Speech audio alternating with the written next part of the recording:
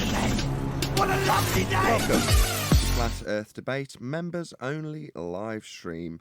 I'm your host Nathan Oakley, and if you're watching after the fact and you're not a member, then be sure to subscribe. Hit the bell notification icon and join button if you'd like to take part in these members only live streams. Now we are joined by Righteous Force and Ethan Albethan. How do you say your name, my friend? Probably not. But this is going to be a live stream test. So over the last, I don't know, 9 months, if you're a regular member of the stream, you'll know well or be well aware that I've had computer issues for a prolonged period of time. And in the last 2 weeks, this computer's received a fairly substantial upgrade. So it's had a less powerful graphics card added to it, which also required to have the shroud on the block changed so that it could be adapted to the new graphics card. Problem being that in so doing, we found out today that the level of the block that makes contact with the die is different to the level of the block that makes contact with the memory. So it's had to have 2 different levels of thermal pad so it can actually cool the memory and the GPU at the same time. Now that's all sorted and the CPU's firmly bolted onto the back of the case, because the case itself mounts the CPU. So there's 4 holes in the motherboard and that actually bolts directly onto a cooler. So it goes on backwards so you can't see any of the connections, which is obviously a pain in the arse. That's been sorted out, as has the new GPU been fitted, and that's been sorted out. And for the last, I don't know, 4 or 5 hours, I've been checking that it doesn't overheat, which it does not. So the hardware issues, as far as I'm concerned, are now resolved with a little bit of testing, and that's what this is now. So the only purpose of doing this particular live stream is to check. If you are watching this and you're part of the Discord server and you did want to join and have a bit of a chat, then feel free to do so. I had the Discord line on mute, so I don't know if you guys could reply and when I was saying hello. Can you hear me? Yes, hello, Nathan. Hey, Righteous. Hello, mate. Hello. How'd you say your name?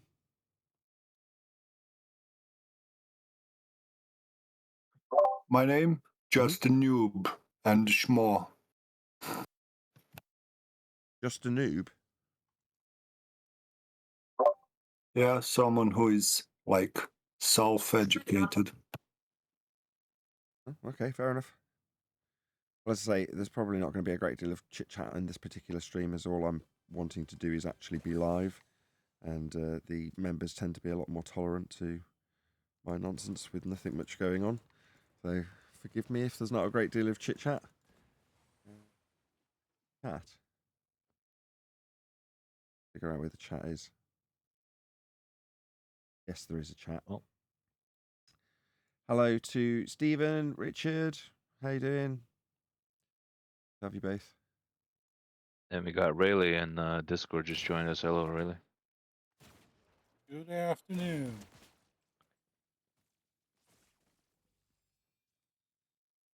That's right. It's afternoon in Canada in our parts. What's today's topic? It's just a half an hour stream, so something quick.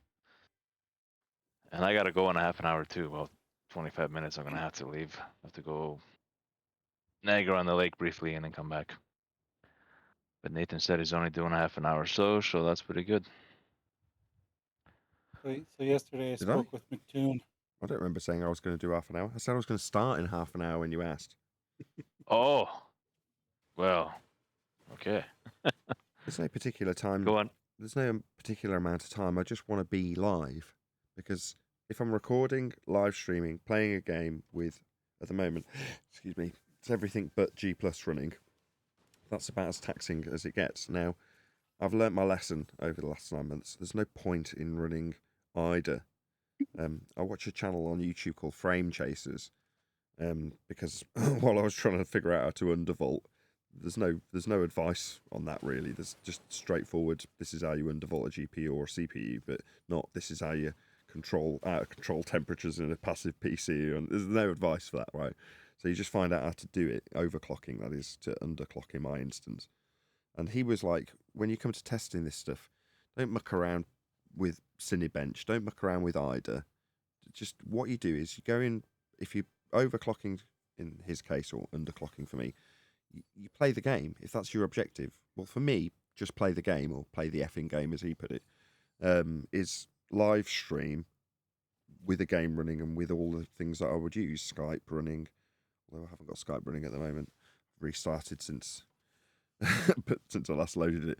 But you know what I mean? You just test it by testing it with what you actually do with it, as opposed to running a Cinebench synthetic piece of software to stress it. It's like, well, why? What are you using the computer for Cinebench? You know, what's the point in running it like that? And I agree with him. So it's like, well, this is it. So the other day, when it was 90% there, everything else had been changed. The CPU was nicely bolted on. The GPU was new, but the memory wasn't being cooled, or the memory was being cooled and the GPU chip wasn't. And when we were flipping between those two, I did another test stream. That was yesterday, and sort of jumped into QE's stream, and managed to get 4 hours. But with the OBS crashed because the memory had got overheated and it just crashed OBS. So with a bit of luck, this will be a successful test stream, and OBS won't crash itself. And I've gone into Fortnite and died, so that I can just spectate, and it'll be as demanding as if I'm playing, if not more, if there's better players than me doing lots of stuff. So yeah, it's just a good test. So far, so good. 4 more hours. I got you. Maybe.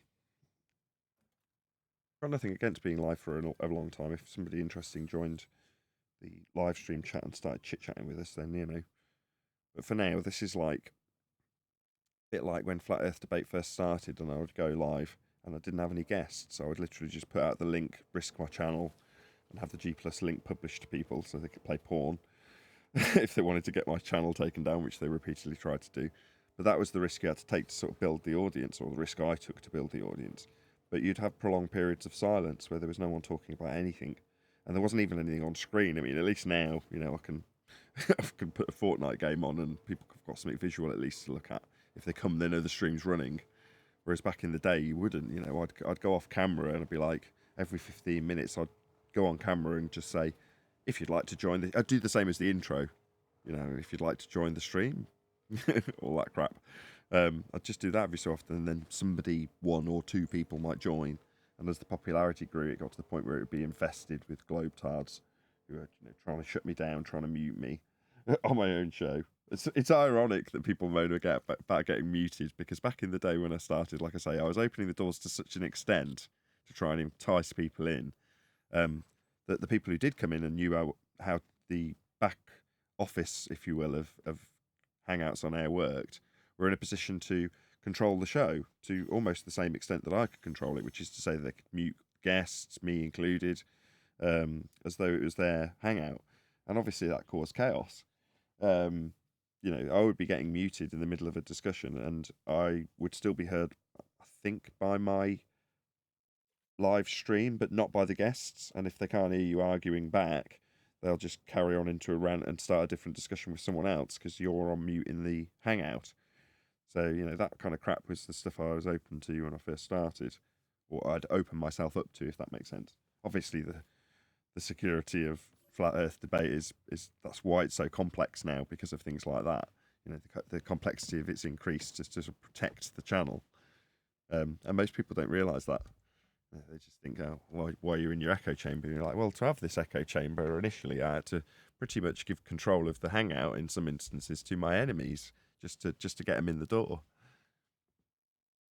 Yeah, I remember the earlier days when I joined. Like P-Mars, he would come in and would shut it down. Like it was kind of a bummer, because it was at times when the conversation was getting really good and interesting and we were winning. But at the same time, it was, I don't know, it was part of the show. It was part of its charm. So I enjoyed this stuff. I enjoyed it. Let's just say that. Shenanigans. Whether the panel was getting sniped or not. Shenanigans is what it was, right? So, like you say, Maybe, it would happen while we were winning. And looking back on it, were we winning when it was happening? There's a good chance that we were begging the question at the time of quote unquote winning. So we probably weren't. Well, they just didn't well, want all us right. around. Seemed like winning. Let's say Seemed that. like winning. Yeah, that's more like it. It seemed like we were onto a winner because we got a dogged determination in what we were saying at that particular moment when I or you or whoever was in the Hangout was stuck on mute. Were you ever actually in those hangouts then, or were you just an audience member at that time? No, I was only an audience member. I didn't join you until you joined Discord. When you were testing Discord was the day I basically first communicated with you. Oh, okay. Y- So you'd seen Yeah. the show, but you just never joined the hangouts on air. I mean, by then it wasn't hangouts on air anyway. By the time I'd got Discord, it was long and hangouts on air was long gone. It was still there. You were still using Hangouts on Air back then. Pretty Really? sure. I got Discord. Thought you did. Maybe. Yeah, because you were just. Oh wait, maybe not. I don't know. I think something maybe was changing with Hangouts too. That's why you were considering Discord maybe. And then Gotcha. Betty got you to try Discord. And then once I found out you were Discord streaming testing, I'm like, wait a second, I have Discord. Like I had an account from playing a game a while back, and that made it easier for me to jump in too, right? I Right. wasn't familiar with Hangouts or how any of that stuff worked, so maybe that's part of the reason I didn't join. Or maybe it was like more intimidating since it was just like the panel members, right? But with Discord, I don't know. Kind of seems more laid back or something. But you know what? I never even talked in the early days either. I just kind of came on Discord. I was a fan of the show, and I just kind of helped behind the scenes. Like, I brought it to the attention of Betty if there was something needed or to QE, right? And then that's how Betty kind of like, hey, if you want to help, you know what I mean? So that's kind of how I started. Right. I didn't even ask to be a mod or anything. Yeah. But I was a fan, right? So because I was a fan and I appreciated the show, I was glad to help, right? It was nothing like a big deal or anything, right? Right. I mean, it is now. I mean, integral to the show's success that there's moderation in the Discord server, and it's just like with anything, it's more than I can do. And I'm hoping I'm going to be relieved of a lot of computer hardware issues because at the moment, I was saying to the computer guy last night when I was, I'm sure you can appreciate, I was at the point of despair. Really, I'm like, it's been almost a year now. Come on. And when the memory was overheating during yesterday's live stream, admittedly I'd already lost control. I was like, who cares? It's I can't control the OBS, so what? I'll just sit and chat with it's working to a degree. And I said to the tech guy afterwards, I was like, I spent 9 months filling up my desktop with temperatures and fan speeds. And I'm now at the point where literally half of the desktop, I'm not even kidding, I'll read off the numbers, right? This is what I see. This is half of the bottom. You know what I mean by desktop? The like row of stuff at the bottom of your screen in Windows. So half of it from left to right, I've got RAM temperature 1, RAM temperature 2, CPU frequency, CPU package temperature, aka CPU hotspot temperature, CPU average temperature, main CPU fan speed. Then I've got 3 top fan speeds, GPU internal fan speed, GPU internal voltage, GPU RAM temperature, GPU hotspot temperature, and GPU average temperature. Those are all permanently on my desktop. And the reason they are there is so that during the show, I can stare at them and go, or previously go, 86, 87, 86, 88, oh no, 89, oh shit, oh no, I'm going to do something, 86, oh, it's going to be okay, it's going to be okay, 88, oh no, that's all I used to do. 8, 9, whatever it is now, 10 months, non-stop. Now, they're still there, because this is a test, right? But I'm looking at them now going, nothing's at 80, hardly anything's at 70. Like, it's 2 temperatures that are hitting 70 or just over, compared to previously, the hotspot temperatures on the GPU and CPU were 105 and 107 respectively, permanently, if I was live. And I just got used to it. I'm like, 107's within the spec. It'll be thermally throttling, but it's not going to die. Totally different world now. There's just one change of well, 2 changes, RAM and GPU. Now it's a totally different machine. That and it's had the CPU, like I say, bolted properly onto the machine. Here we are, 15 minutes of live. This is about the point that it would start to reach its peak temperature, especially with the game running. So normally this is where it would top out and then stay that way till I finish streaming or recording. And like I say, about 15 minutes in now, I'd be at 107C on the CPU 105, 106 on the GPU. Currently, I'm at hotspot 77 on the GPU, 80 on the CPU. Perfectly reasonable, considering the load, which is high.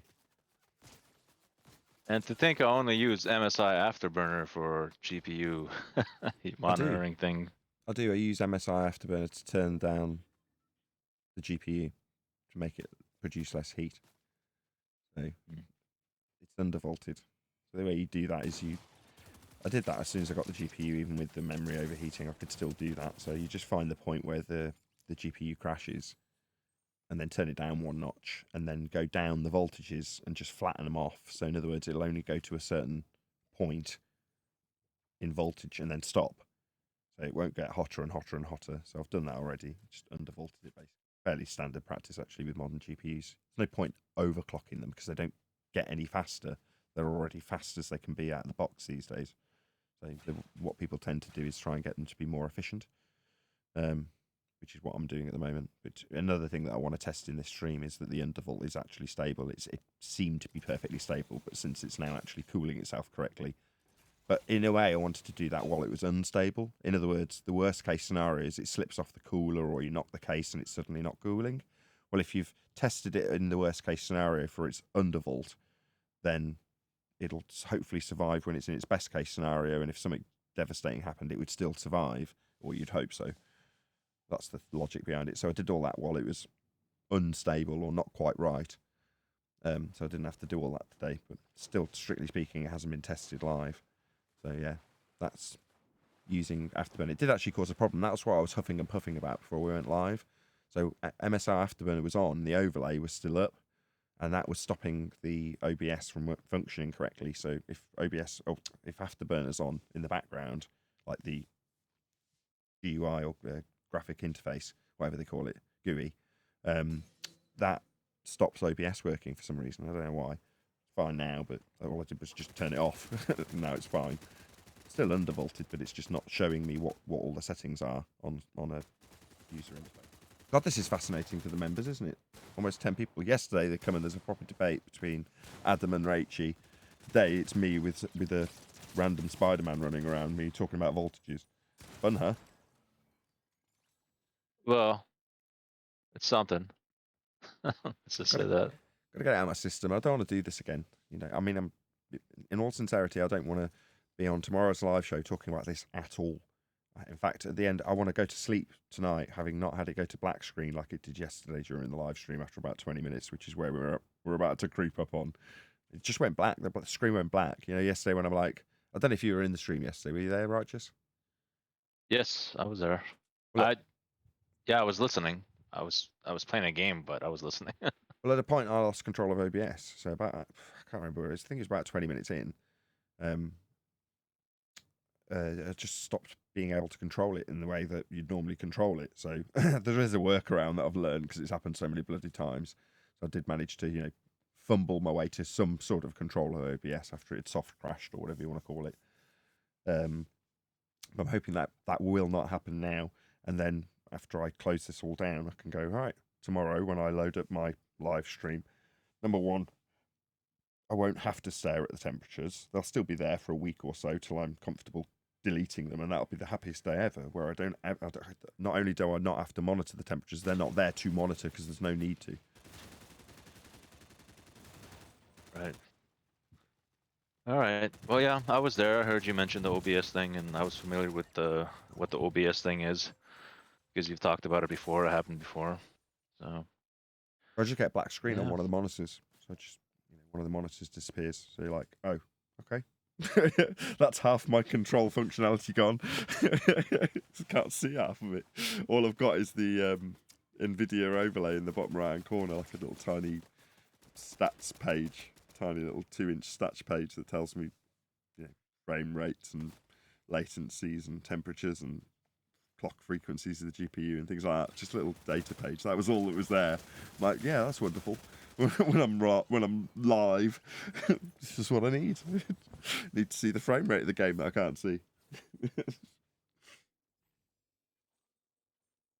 Well, I guess after this stream, then no more computer talks, right?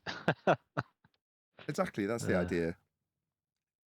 is a test so that I don't have to do it tomorrow. So once we're into, any evidence of a physical geometric sphere edge horizon, formerly known as the curve of the Earth, I won't be going, oh, by the way, my hotspot temperature on the GPU is only 74C.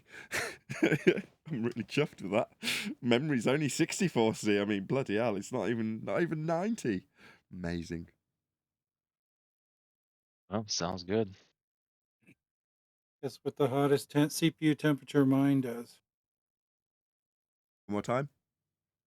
Yeah, guess what the hottest CPU temperature I get? You water cooled, I guess, because I can tell by your No, I'm tone. not water cooled, just air cooled with a really large heat pump style cooler. Big But I heatsink don't thing. ever see over 60 degrees centigrade. Very good. But how much power does your CPU pull from the socket? 95 watts. 95 watts. Yeah, Right. So this one will pull 350. that's why it gets so hot. Yeah. So I don't dispute the under 100 watt. I mean, I can set this to that, but then it struggles to run the show in the way that's nice. As weird as that sounds. Anyway, I'm not going to get into it. It's slightly cobbled, just not completely. It's cobbled to 133 watts.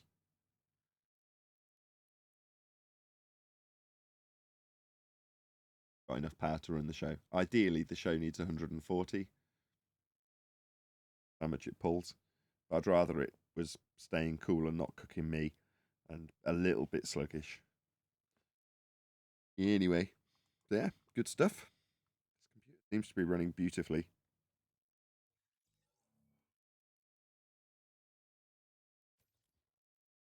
Happy All right, I'm days. just about ready to get. Well, I have to get ready to leave. I'll be like an hour. So if you're still doing the show in about an hour, I'll catch you back then, right? Sure. All I'm going to do is play one more game, and then if it survives that, I'll close up, and there will be a live stream tomorrow. Divergent Droid was asking, can I announce that there'll be a live stream? I'm like, well, no, not until I've done the test, not until I've actually tested the, gone live to members and nothing's gone wrong. Like yesterday, it's like you could have announced yesterday there was going to be a live stream, but it's like, no, all I did was connect to QE stream and test that it was okay, and it wasn't. But that's why you test, right? That's why I do this. And as I said before, the members are a lot more forgiving. They're happy to sit. Well, I don't know that. I'm assuming that the members are happy to sit in silence while there's just game noises going on, just because that's enough. It doesn't matter what's going out, if there's silence or not. It's the same amount of stress on the computer, which is all I really want to find out. Can it do it? It's getting embarrassing, you know what I mean? When you connect to a scheduled stream at a scheduled time, and then it falls on its arse. It's embarrassing. Well, I remember what you used to say, like how scheduling and having, content always out and being on a schedule and so forth is very important for like being a YouTuber, right? Very. Yeah, which reminds me, I gotta get to a place where I'm consistently putting content out there too. Fair enough. But yeah. Anyways. Oh, and it's nice that I can promote my YouTube channel on your channel, so I appreciate that. Oh, fine. But anyways, Let's get off my teeth promoting other people's work if they're good people. But yeah, I like that you like that. I like let's just say I like that. You have like that YouTuber mindset, right? You want to be a successful YouTuber, and as a result of that, you want others to be successful YouTubers, right? yeah, well, again, as I know you've got to get off. How long you got? 5 more minutes. I'm just putting my socks and shoes, and I'm going out. Fair enough. When yesterday I was being accused of being a terrorist sympathiser, it's because I've got that YouTube hat on, and I tried to get the discussion going, but it didn't quite get there. While I was saying there's a conflict of interest in terms of what I want to achieve as a YouTuber in the arena of flat Earth. I mean, it is specific, although it is still a YouTube hat. It's specific to us on YouTube because we've got a very specific set of circumstances that face us as flat Earth YouTubers. And in that regard, the ideal for me would be to have people like Dell and Jaren keen to have our differences, but also promote within while there's differences. In other words, if for example, Jaren thinks we're incorrect about our assertions of science, disagree with us, but at the same time cross-promote, so that, we're not encouraging each other's audience to unsubscribe from each other when we're both in the same boat in terms of getting promotion at all on YouTube. And, when people are going, oh, this is disappointing from within the community, like, yeah, it is. It's a retaliation to being called a scammer and justified, but by the same token, nobody wants to have to justify that sort of behaviour when you've both got the same plight. You know what I mean? Yeah. Oh, anyways, I'm gonna have to take off. It was nice Okie dokie. chatting, and if I see you later, I'll talk to you later, okay? Okie dokie. All right, bye-bye. I'll probably disappear after about half an hour. It's normally how long everyone takes to die in a game like this. Hey, what's up, guys? I didn't even know you was on, Nathan. Heroes. What's up? Anything not nailed down in OG.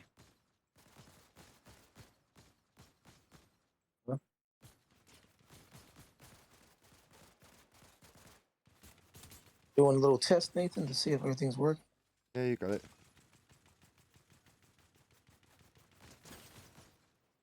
Everything seems Nathan, to be your working. audio has a little bit of static. A little bit of static. Could be my game noise. Could be, yeah.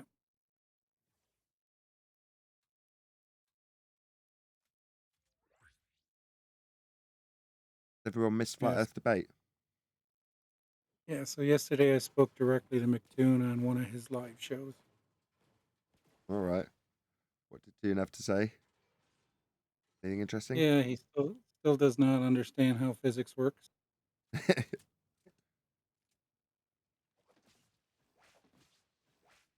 Still believes that the bottom of buildings disappear due to curvature. Yeah, he knows better. So, share your pain, Toon.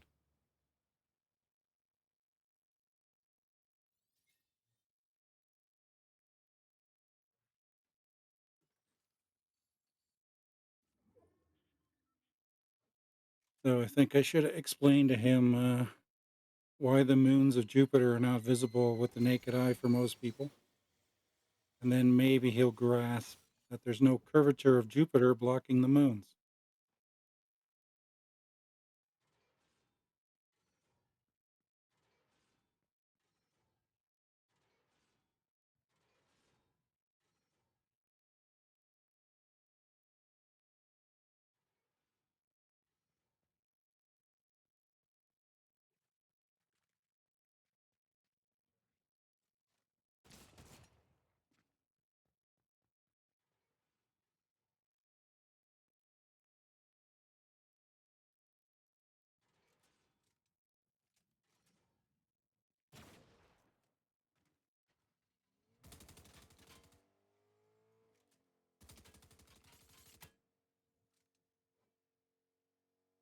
Yeah, I'm halfway through listening to the yesterday's show, the QE breaking down science and exposing what's it and all of them with the atom theory and all that thing. I'm halfway through it. I've been taking a nap in between because we got a long drive tomorrow to Orlando, Florida.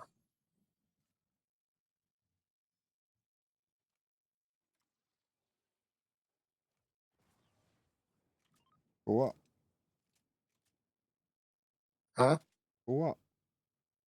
No, nothing. I just said I'm halfway through it. Through what y'all did with the show I missed yesterday, QE Live. Everything before I came in and joined on Discord. But I haven't been able to watch it all the way through because every time I listen to it, I fall asleep. I got to rewind it.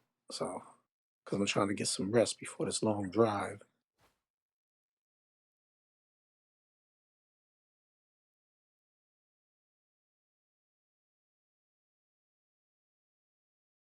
But I found it very interesting how QE caught Brian, the other Brian, and what's it, how he was trying to defend what's it, but he didn't understand the contradiction. You know, it's like saying cheesecake. The best cheesecake comes with the best organic cheese, and then turn around and say, "But I don't believe in cows. Cows don't exist."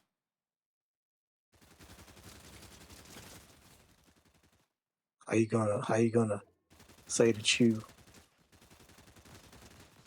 don't believe? What did he say? He didn't believe in virtual photons, virtual photons, but then turn around and say because of the Casimir effect, he found that it confirms his theory belief. But like they said, the virtual photons were born from Casimir effect. So that's a contradiction. But this dude Brian couldn't recognize what the point was made. He kept on saying, "But no, Whitson is saying he doesn't believe in virtual protons." That was interesting.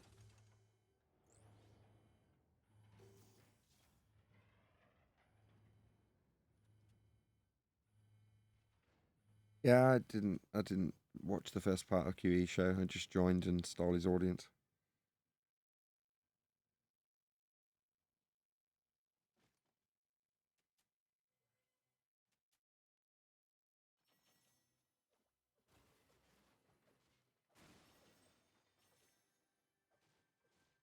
And I learned a lot from it too, because about the whole electrostatic components of electrostatic is the same thing that Whitson claims that he doesn't believe in that exists. Yeah, QE went through it with me, or went through it with us as an audience, if you know what I mean.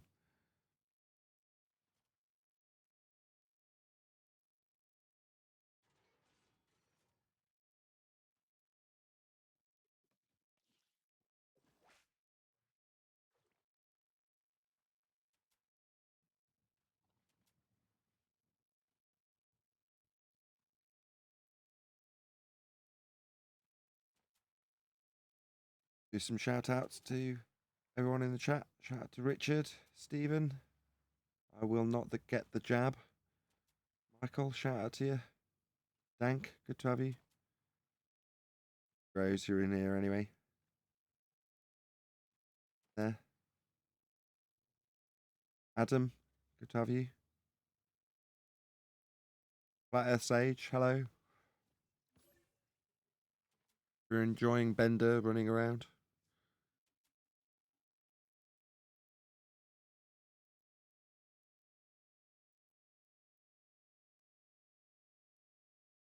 I did actually have Grand Theft Auto running earlier, just because it's a bit more demanding when you turn all the settings up at least.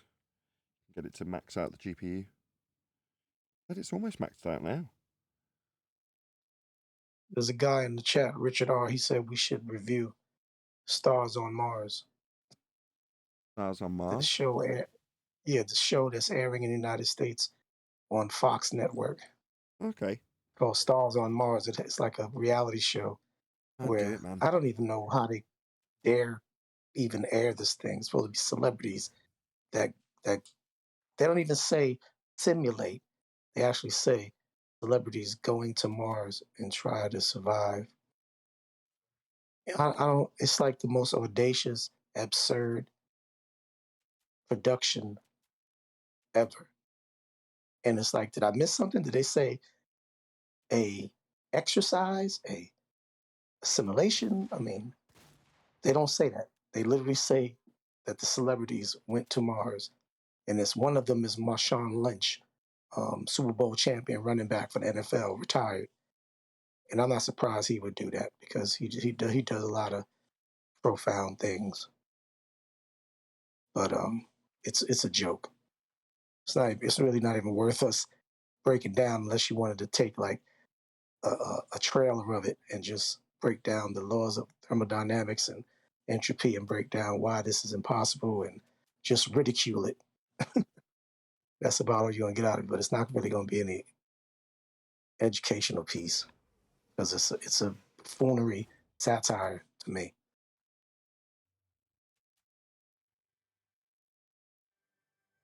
Unless someone's going to get some stills together for it, then I can't. Every time I do anything that's covered during BBC productions or similar, just end up getting a copyright strike, and no matter what I can, it doesn't matter if I pause the video every 5 seconds. You know, they've got the algorithm nailed down to the point where it will discourage people like me from responding to their material if every single time you respond to it you get a copyright strike. You just give up. You just think, yeah, okay, fine, I get it. You're not going to let me do this. You're not going to let me respond. Or at the least, responding won't be of any financial benefit to me. And as much as it's like that Yeah. might annoy people watching. Yeah, I agree with you. Again? Yeah, I agree with you. With that being said, and everything I said prior, that ain't even worth. It's not even worth giving any attention to. Well, I've just done it enough times to know that trying to fight your cause for fair use, which is perfectly valid. You're going through something that's designed to prevent that algorithmically. They're trying to stop you from doing that. So from one point of view, you go, well, what's the point if every time I try and appeal that, no, this is clearly fair use, I'm responding to it, I'm commenting on it. If after about the third or fourth time you fail, you just think, forget it. You're doing it in that way to stop me from responding to you. Fine, okay.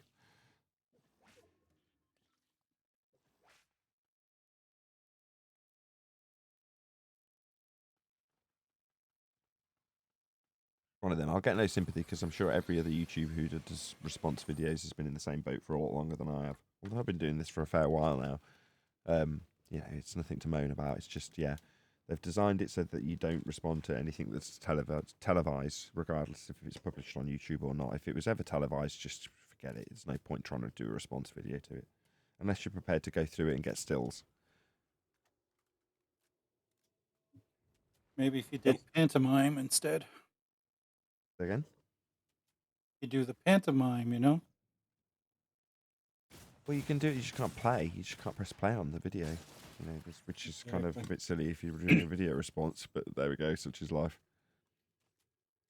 And just for clarification, when you say stills, you mean like screenshots of Yes. different scenes versus video? Yeah, precisely. Okay. If someone is prepared to sit through a 20-minute video and screen cap every particular moment and write notes, it's just that's what you're trying to do off the cuff with a video response is respond to the video information, not respond to the information then transcribed into screenshots and notes. This doesn't really have the same pizzazz to it, doesn't it? So, it's like I say, it's designed to put you off doing it. They don't want you responding to their stuff. Don't live in that world. I know it, and the algorithm is designed to stop you doing it. So, at a point, you just say, okay, fine. I've learnt my lesson. I'm not going to spend my spare time appealing to the YouTube algorithm via writing letters to the BBC saying this is fair use, and then writing back going, we don't care.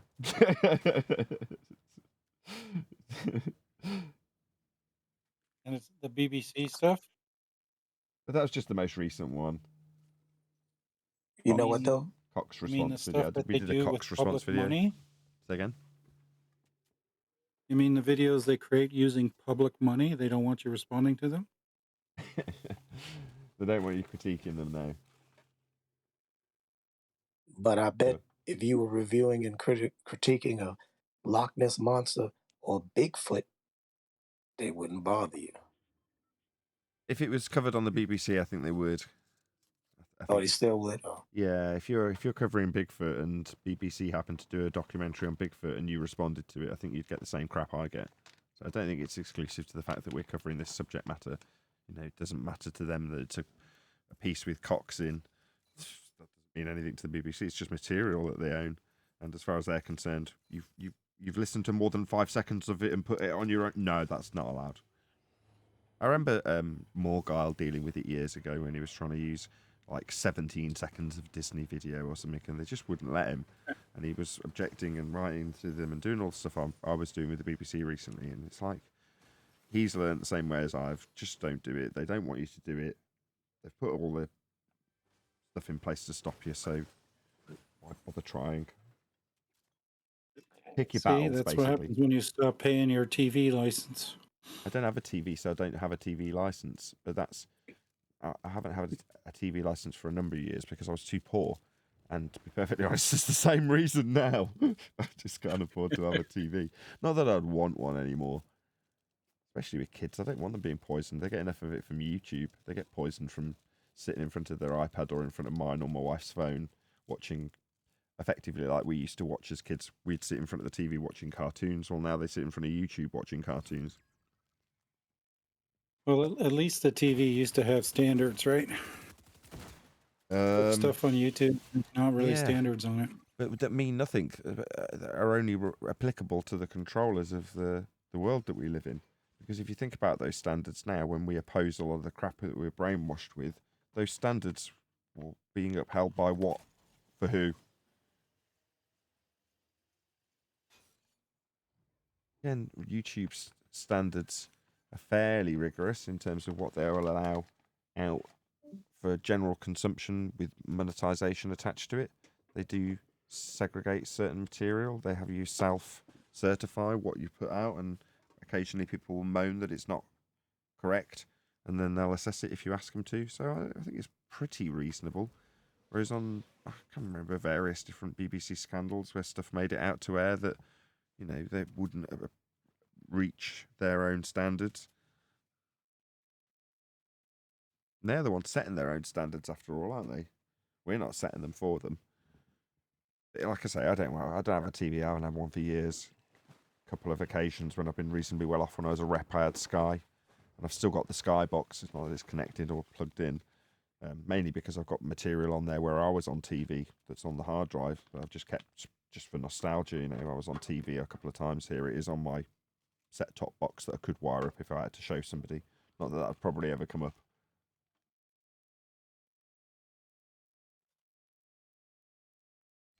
But other than that, yeah, I've got no interest in TV. The kids occasionally like it when they go to their grandparents or wherever. They've got rolling cartoons on a channel. They can stick it on and it's non-stop. You know, they can bong out in front of the TV. But that's precisely the reason I don't want to have one. I don't want them sat in front of the TV just zombied in front of a cartoon after cartoon after cartoon. Yeah, my nephew's like that with his tablet. If he's playing his tablet, he'll just play it for hours. Sure, but I mean, ours are like that. Our kids are like that. But by the same token, there's lots of educational apps that we've stuck on there. So there's various different things, and there's various different particular YouTube channels on the kids' YouTube part of YouTube that you can direct them to. So SciShow Kids and various other similar things that we send her to and say, like, we want you to look at this particular French program or this particular English teacher. We just sit her in front of that. And I don't know, maybe, I don't know if I'm the same as other parents in that regard, but we reasonably heavily regulate what she looks at on the iPad, both of them. And certain things we've stopped her watching, you know, just flat out said, no, I don't want you watching it. There was some Russian kid, I can't remember what their name was, Diana or something like that. And she's watching this kid. And, you know, it just sounds like some loud kid in the background. You're half paying attention.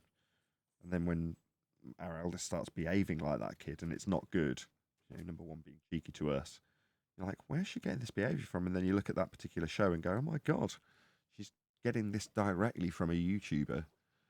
So I was like, wife and I chatted about it and we're like, no, we should stop watching it. Turning her into a brat, a spoiled brat. And I didn't like it, neither did the wife. So we're like, well, you're not watching that anymore.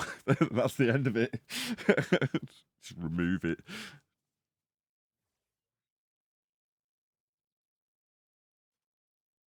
What's Diana up, and Adam? I Roma. just saw you in here. I just saw you. I just saw your name. One moment. What? Hello. Hello? How are Hi. you guys today? Good, Adam. Now that this Good, good. computer's working. I was just coming in to say hello and thank you for, all that you guys do, and I really do appreciate all of you. Nathan, you've been putting through a lot of stuff, especially in the last couple of years. even the last just year, with all the crap they try to throw and all the obfuscation that they put everybody through, it's hard to come out and feel like you're on top. But remember, this is number one. This is the place to beat. This is the place. Like we're fans and we're hardcore, and it's close to being zealots. But if it wasn't right, we'd probably have found out another way. We found out and gone away. But here we are after years trying, just being like, prove the freaking curve, prove what you say.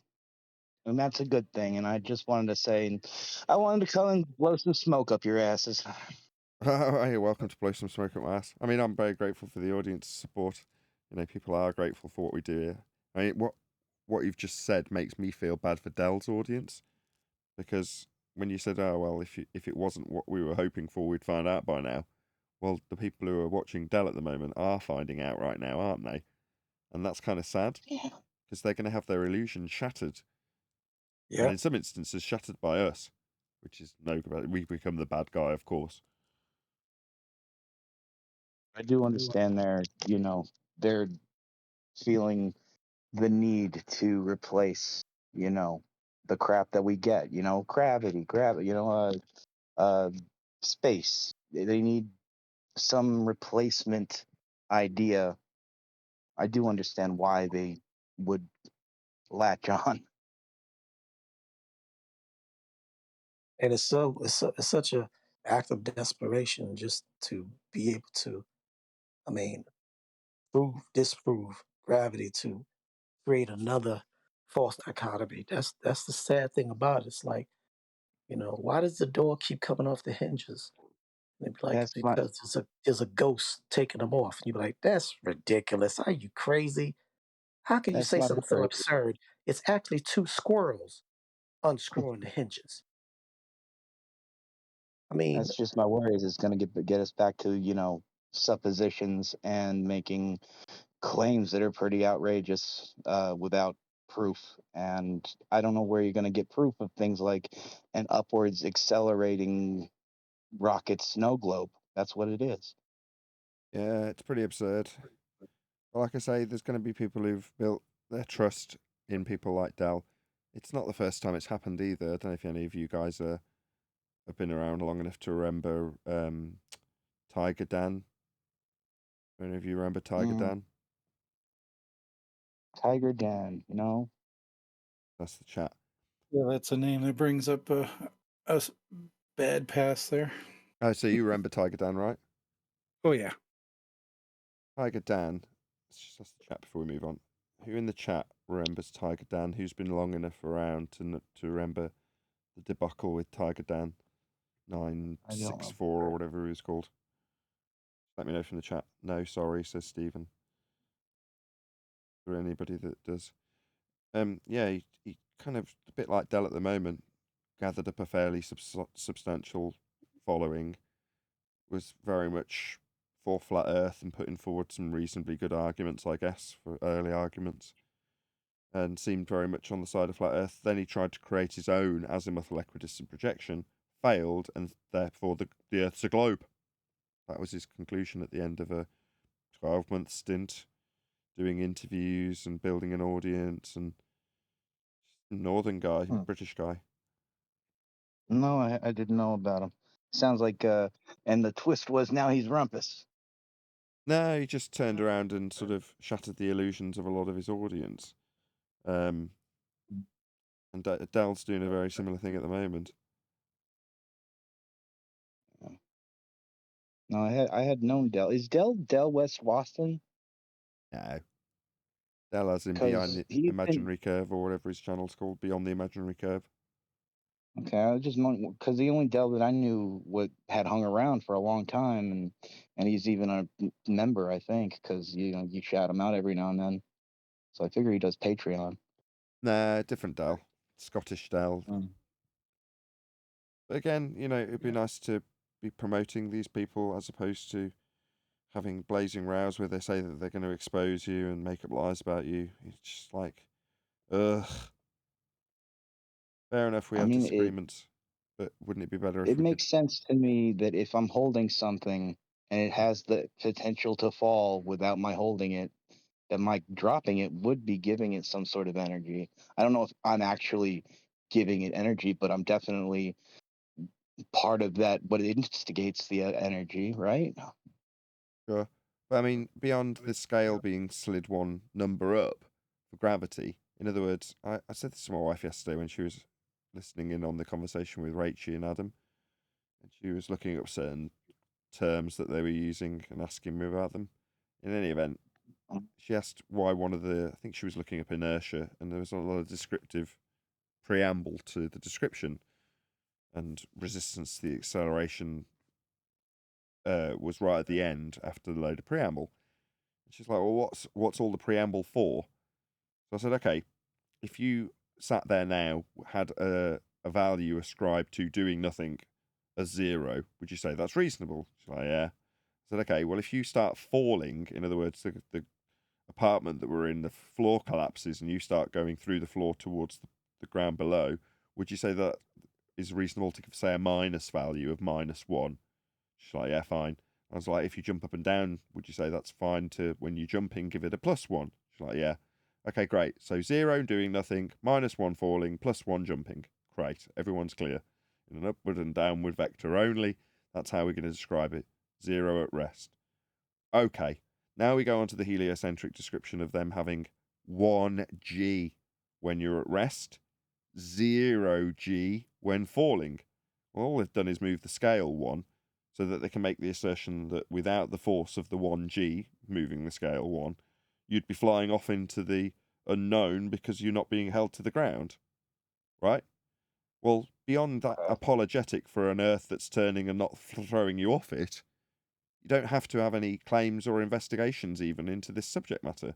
When you're describing to me about giving things potential energy, it's like, okay, that's fascinating folly, because beyond the apologetics in the globe model, there is no need to make this investigation or make this claim.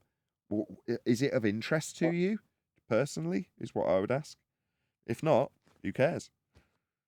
Not your problem, it's a globe Something problem. that was something that was interesting to me. What is her and you saying that she thinks that inertia is the force. I mean the resistance to what was it? Resistance to acceleration. But if I remember, gravity is mass times mass, and that's resistance to acceleration. Jesus Christ, times the same. You know, that that's the replacement right there, I guess. Replacement for what? For the idea of gravity being mass times or mass attracts mass. Okay. I was just thinking about that because she did say the resistance to acceleration, but I remember QE's gravity presentation being mass attracts mass is the resistance attracts the resistance, and that didn't make any sense. It kind of nullified itself, didn't it? Sure. With that particular description of mass, often when you put that to them, they'd just requalify mass or redefine mass as being mole. Amount of stuff in a given amount of substance. So the actual definition of that is mole, but that's what they would say mass is. Mole. Yeah. A fixed number of amount of stuff in something is a mole. It changed a couple of years ago and as a consequence never remembered it exactly. But when they just say the amount of stuff in something, that's what mass is in the most crude way. Well, no, that's mole. But rather than resistance to acceleration or inertia, they'll just, like I say, they'll recontextualize what they say mass is. Mass is ultimately undefined, if you're aware of that. That's why QE says, what's mass? Whenever you hear QE, whenever anybody says mass, if QE's on the panel, the next thing you'll hear him say is, mass? What's that? Because ultimately it's undefined and it has an equivocation when they try to define it with either mole or inertia. Equivocation, because no, mass isn't that, it's already defined, and they'll jump between the two. And it's defined as mole. Well, mole is mole, but if you ask them to define mass, they'll give you the description of mole. Oh. It's a lot of replacement in quote unquote science. That's where we started. Replacement for what? You're talking about something that's an apologetic for something that would happen on their model but doesn't happen because of gravity. You're not thrown off into space on a spinning water ball because you're held to the ground with a scale moving 1g. At rest, you're not at rest. You've got 1g. All right, says who? Well, says us, the arbitrary scale makers. Well, what if there wasn't 1g? Well, then you'd fly off. Okay, if you say so. Okay. Well, me, frankly, mine is all the sophisticated terms. I look at upward Earth as gravity's little half-twit brother and a whole claim of hypocrisy, because I like to know if all these upward Earth proponents ever once argued at one time against Globers that the Earth is stationary, the Earth doesn't move, it doesn't spin, it doesn't go anywhere. It's a flat plane, blah, blah, blah, blah. And then to come around with the upward Earth, so it's going up, going through an infinite, vast universe, which is the same, almost the same argument as the gravitational pull of the sun going through many galaxies and Milky Ways through this vast, infinite universe. Because if you're going up and you keep going up, that means you got to be going up through something. So to me, it's like the little retarded brother of gravity argument This brings with you a lot back. of hypocrisy.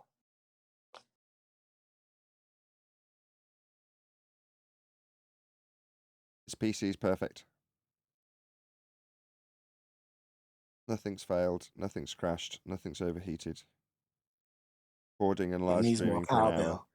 Played 2 games that were reasonably intense. Excellent. I'm going to be live tomorrow with a show. Excellent. I think it needs more cowbell. Could always use more cowbell. Right, thank you, gentlemen. More cowbell. It's been a pleasure chatting to you. Thanks but for letting me talk. This will be the end of the live stream, unfortunately. I hear you. All right. See you guys later. With that, I'm going to say a huge, massive, enormous thank you to all of you who joined us in this members only live stream. If you're watching after the fact and you'd like to take part in these members only live streams, then hit the join button. Become a Nathan Oakley 1980 channel member. Or maybe you're watching this on Nathan Oakley channel, in which case thank you for smashing the super chat, liking, commenting, sharing, subscribing, maybe joining as a member on the other channel if you are watching on Nathan Oakley channel. And all that good stuff.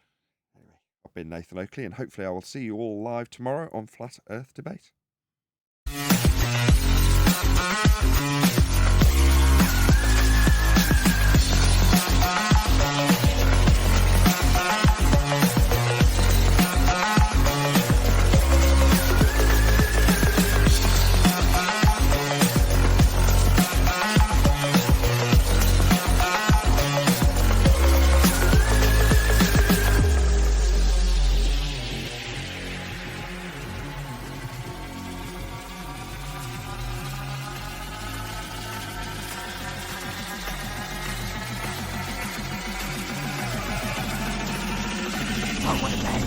What a lovely day!